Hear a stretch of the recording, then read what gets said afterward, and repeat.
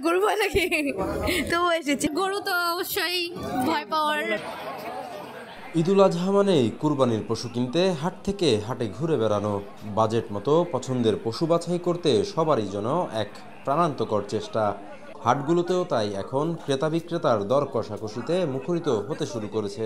এবার তেজগাঁ হাটে মাত্র ৭৫,০০০ টাকা থেকে শুরু করে ১৯ লাখ টাকার গরু নিয়ে হাজির হয়েছে বিভিন্ন ব্যাপারীরা।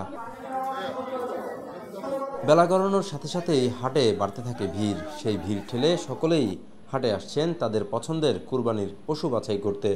অনেকে আসছে সপরিবারে, সাথে নিয়ে আসছেন বাড়ির ছোট্ট সোনামণিদের। হাটে ঘুরে গরু দেখে তারাও ব্যাপক খুশি, আবার অনেকেই গরু তেড়ে আসলে ছুটে যাচ্ছেন এদিক সেদিক।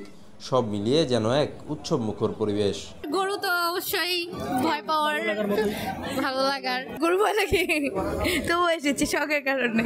ওই সাইওয়াল লাল কালার গরু আর ওই যে কালো ফ্রিজিয়ামের সাইওয়াল আছে না, ওটা পছন্দ লাগছে। ফ্যামিলির সবাই যেটা চয়েস করবে সেটাই নেব, ওই এজন্য ফ্যামিলির সবাইকে নিয়ে আসলাম। কুরবানির ঈদ বা ঈদুল আজহা মানেই বাড়ির ছোট্ট শিশু থেকে শুরু করে বড়দের কুরবানির পশু ঘিরে এক বাড়তি আগ্রহ।